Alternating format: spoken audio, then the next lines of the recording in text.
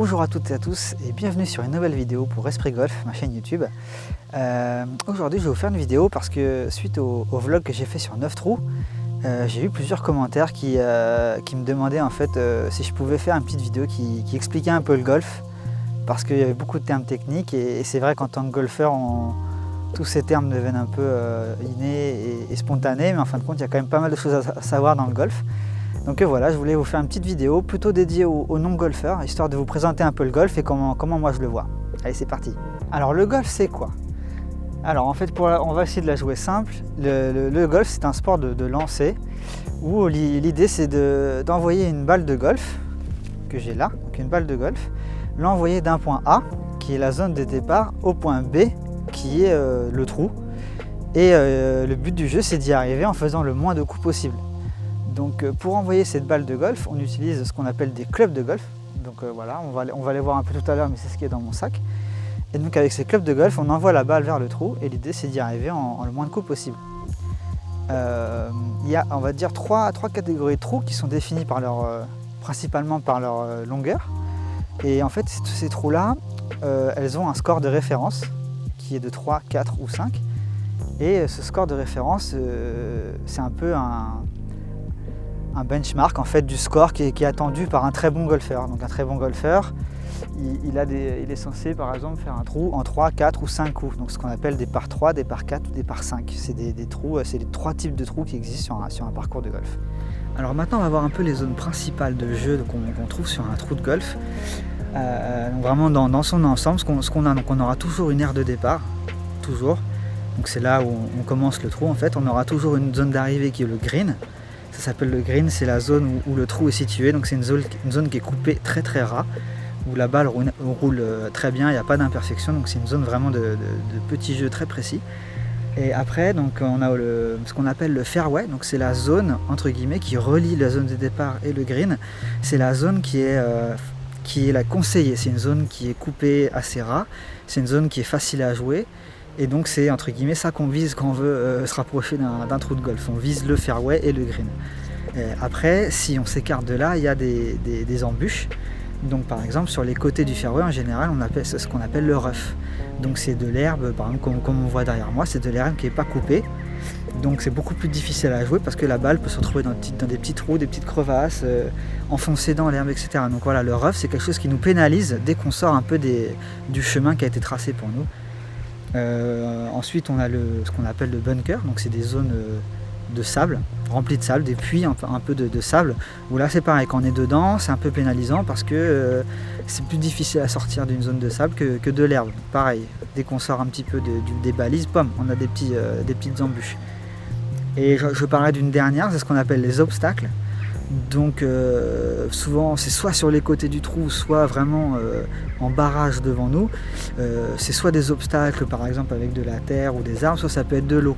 Donc voilà, si on fait tomber la balle dans l'eau, on ne peut pas jouer dans l'eau. Donc voilà, c'est des obstacles qui nous pénalisent si jamais on ne suit pas le tracé qui a été fait pour nous. Pour faire nos coups de golf, on a besoin de clubs de golf. Et il y a des grandes familles de clubs de golf et on va les voir un petit peu en revue vite fait comme ça, histoire que vous compreniez un peu de quoi je parle quand je suis sur le terrain. Donc on va parler du premier qui est le putter. Donc c'est celui-là. C'est le club qui nous aide à faire avancer la balle sur le green. Donc quand on est vraiment proche du trou ou autour du green, ça dépend, quand c'est bien coupé, on peut utiliser ce club-là qui sert vraiment à faire rouler la balle. Ensuite on a les fers. Donc les fers, voilà, c'est des fers, ça s'appelle comme ça parce que voilà, c'est tout en acier, c'est dur. Et avec ces fers-là, on peut faire des coups très courts ou très longs, ça dépend. Ils ont un numéro derrière qui va de 9 à 3, on va dire, pour les principaux clubs, de 9 à 3. Et plus le numéro est élevé, plus c'est des clubs qui vont permettre de faire des courtes distances. Donc avec par exemple un fer qui s'appelle le fer 9, je vais faire moins de distance qu'avec le fer 4. Et pourquoi ça? C'est qu'en fait quand on les regarde comme ça, l'angle que fait le club avec le sol est complètement différent entre un fer 4 qui est quasiment à plat et là celui-là ça s'appelle un sandwich, c'est un club qui est très ouvert. Et donc vous le verrez quand on les met vraiment, on les regarde du dessus, vous voyez vraiment la différence entre un fer 4 qui a l'air vraiment à plat et un sandwich qui est vraiment très ouvert et qui nous appelle à faire des balles très hautes. Ensuite, on a des nouveaux clubs assez récents comparé au début du golf qui s'appellent les hybrides. Donc c'est des clubs un peu plus épais que les fers, qui ne sont pas du tout dans la même matière. Le manche, il est plus en acier. Et donc ces clubs-là, ça nous permet quand même de faire des longues distances. Et c'est censé être plus tolérant que des fers, par exemple je vous ai parlé du fer 4 qui est très fermé. C'est des fers qui sont assez durs à jouer parce que ça pardonne pas du tout les mauvais coups, la balle réagit très mal sur le club. Et donc ces clubs-là sont là pour nous aider à faire monter un peu la balle et nous pardonner sur des mauvais coups. Après les hybrides, on a les clubs des bois, donc c'est un peu dans la même famille que les hybrides, mais la tête est encore plus grosse, plus longue. Donc ça permet de faire des vols de balles longs, mais c'est moins tolérant qu'un hybride. Donc ça veut dire que là on peut moins faire d'erreurs. Mais ça reste quand même des clubs super sympas à jouer et vraiment très sympa au toucher. Et là on peut commencer à faire des grosses distances. Donc moi j'ai mon petit panda sur mon bois. Celui-là ça s'appelle le driver, c'est comme le bois 1. C'est vraiment un club qui est très gros déjà, vous voyez la tête elle est vraiment grosse. Et ça permet d'envoyer loin. Et bizarrement, dès qu'on sort ce club, on se prend pour des fous et on envoie des grosses patates parce qu'on veut aller loin. Et du coup ce club est très dur à jouer parce que quand on se met vraiment du dessus, on a l'impression que c'est une planche de bois. Mais voilà, surtout je pense que les golfeurs masculins, dès qu'on prend ce club là en main, je sais pas ce qui nous arrive, on a envie d'en mettre une quoi. Donc c'est marrant parce que c'est un club qui est très sympa à jouer, mais il faut vraiment le jouer en douceur si on veut faire quelque chose de correct avec. Donc voilà, on a vu en gros les grosses familles de clubs. Moi, je ne vais pas rentrer dans les détails, mais voilà, vous avez le putter vraiment pour la roule, les fers qui permet de faire du jeu court à moyen long. Et ensuite vous avez la famille des hybrides et des bois qui vraiment là c'est pour le jeu long, sur l'herbe ok, mais vraiment sur des mises en jeu avec le tee, etc. Surtout pour le driver, celui-là il se joue quasiment que sur des mises en jeu avec la balle surélevée pour vraiment se mettre dans des bonnes conditions. Donc voilà, ça va pour les clubs. Maintenant, je vous propose d'aller faire un petit tour sur un trou. On va faire un trou ensemble et je vais essayer de faire le lien entre tout ce que je viens de vous dire et les mises en situation et vraiment pour faire en sorte que vous compreniez un petit peu mieux maintenant les termes du golf et comment je les utilise sur le terrain. Allez, c'est parti. Ok, donc là, on est sur le départ du trou numéro 4 du Frégalon. Donc c'est le parcours sur lequel j'ai joué sur ma première vidéo. Donc voilà, c'est un par 4, donc ça veut dire qu'il est censé être joué en 4 coups pour les très bons joueurs. En général, par 4, on dit que ça veut dire 2 coups pour se mettre sur le green et ensuite on se laisse 2 coups de putter, 2 putts pour rentrer la balle dans le trou. Donc voilà, donc là je suis sur ma zone de départ, il y a des petites balises pour montrer que c'est ici qu'on part. En règle générale, sur chaque trou, il y a plusieurs zones de départ différentes qui donnent la possibilité de jouer de plus ou moins loin en arrière. Donc voilà, ceux qui sont débutants ou ceux qui sont simplement pas assez longs, ils peuvent partir des repères un peu plus en avant, histoire que le trou reste intéressant pour eux. Donc voilà, tout droit, on a donc la zone qui est tondue rase, hein, le fairway, tout droit, qui monte. Et ensuite, après le bunker, ça monte sur la gauche et c'est là qu'il y a le green, on ne le voit pas d'ici. Et vous voyez, si je m'écarte du fairway à droite ou à gauche, l'herbe, on la voit à la caméra, est différente, elle n'est pas aussi bien tendue et c'est une zone qui me pénalise. Si je vais complètement à droite, là je suis mal barré et à gauche c'est pareil. Donc je vais sortir le driver, donc comme j'ai dit, je vais essayer de ne pas le massacrer celui-là, mais je vais viser le bunker qui est en haut à gauche et essayer de la faire revenir un peu à droite. Donc là, je vais faire ce qu'on appelle un fade, donc c'est un effet qui veut que la balle, donc pour les droitiers, donc je joue comme ça dans le sens du jeu, le fade c'est une balle qui va partir légèrement à gauche pour revenir à droite. Je fais un fade parce que j'ai pas envie que ma balle parte complètement à droite là-bas, donc je vais me laisser plutôt la possibilité d'aller à gauche et de revenir. Donc ça c'est un fade. Le draw ça aurait été dans l'inverse. Le draw, donc c'est pour les droitiers, c'est un peu comme un coup droit de tennis. On veut que la balle parte sur la droite et revienne au centre. Donc voilà pour les deux effets, fade et draw. Le fade on peut imaginer que c'est comme un coupé au tennis et le draw plutôt un coup droit. Et donc c'est parti, on va essayer de se mettre sur le fairway et de ne pas massacrer la balle comme j'ai dit qu'on faisait tout le temps. Donc c'est mon premier coup de la journée. Je vais essayer de y aller coolos.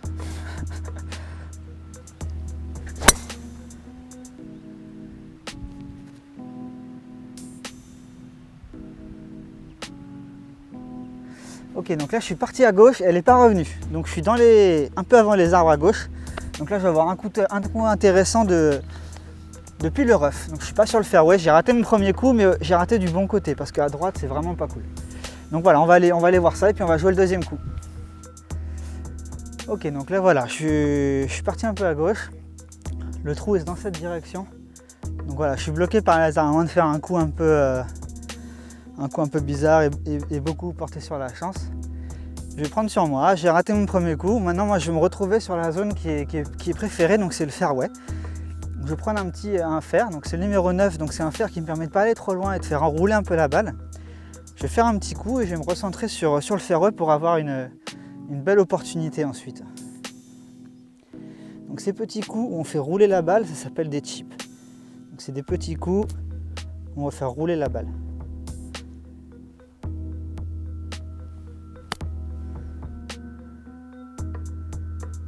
Voilà, très bien. Ok, donc là, voilà, je me suis mis dans une position où je vois mon drapeau et je vais pouvoir l'attaquer. Donc j'ai mesuré il y a un peu moins de 100 mètres. Donc voilà, j'ai pris le club qui me permet de faire 100 mètres, c'est un gap wedge, ça s'appelle. C'est dans la catégorie des fers très ouverts. Et voilà, je vais attaquer mon drapeau. À droite du green, il y a quelque chose qui m'embête, c'est une espèce de trou, un bunker d'herbe qu'on appelle, c'est un creux d'herbe. Donc moi je veux viser à gauche du drapeau et si possible la faire revenir, donc ce sera toujours dans l'esprit du fade.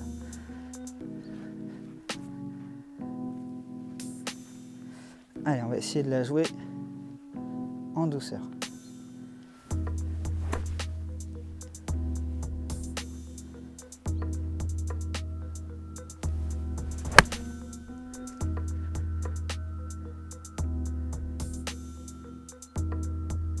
Ok, donc là je suis parti à droite. Je voulais pas trop aller là-bas, mais je pense qu'elle est toujours sur le green. Allez, on va aller voir. Ok, donc là, je suis là où j'avais dit que je voulais pas être. C'était à droite du green, un peu court, et voilà, je me retrouve dans l'espèce de bunker d'herbe qui est pas bien coupé. Donc l'herbe est pas du tout agréable et c'est difficile de sortir de là et de faire un coup correct. Mais je suis pas loin du green, donc voilà, je joue mon quatrième coup. Donc vous voyez, on avait dit que c'était un par 4. Pour faire le bon trou du bon golfeur, j'aurais dû jouer mon coup pour rentrer dans le trou. Donc là, j'y suis pas, ou peut-être pas, on va voir. Hein. Peut-être que je vais réussir à rentrer direct. Mais voilà, je joue mon quatrième coup. Moi, ce que je veux, c'est être sur le green pour pouvoir commencer à sortir mon putter et jouer au putter. Donc voilà, on va faire un petit coup, toujours avec un club très ouvert, parce que je veux faire monter ma balle et l'arrêter assez vite. Donc l'herbe est vraiment pas bonne.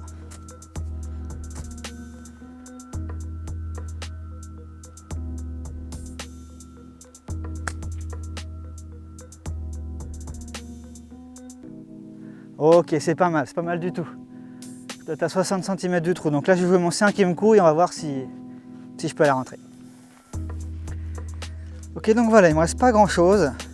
Un peu comme la dernière fois où j'ai raté mon birdie. Donc on va essayer de le prendre au sérieux, comme d'habitude. Donc là, je putt pour mon cinquième coup. Allons-y. Cinquième coup. Ok. Tac. Donc voilà, j'ai fait 5 coups, c'était un par 4. Donc vu que j'ai fait un coup au-dessus du contrat qui est proposé, on appelle ça un bogey. Si on avait fait 4, on aurait appelé ça un par. Un coup au-dessus, c'est un bogey. 2 coups au-dessus, c'est un double bogey. Et ensuite, si on avait fait un coup en dessous, le 4, donc c'est 3, là ça aurait été un birdie. Donc c'est ce que j'ai raté la dernière fois. Et 2 coups en dessous, ça s'appelle eagle, mais bon là c'est très dur. Mais voilà, par, bogey et birdie, c'est un peu les zones auxquelles on tourne principalement. Alors le golf, c'est pas une activité qui va développer notre condition physique ou nous rendre plus forts physiquement. C'est plutôt l'inverse. En fait, je trouve que le golf, c'est quelque chose qui est très répétitif, vu qu'on fait plus ou moins toujours le même mouvement.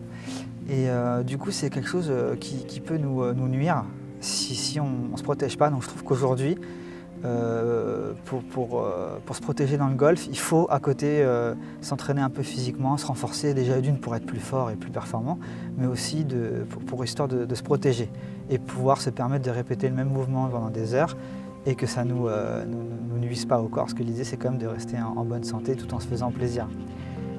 Maintenant, ce que j'adore dans le golf, et c'est un peu ce pourquoi je tombe amoureux, c'est l'aspect mental du jeu en fait.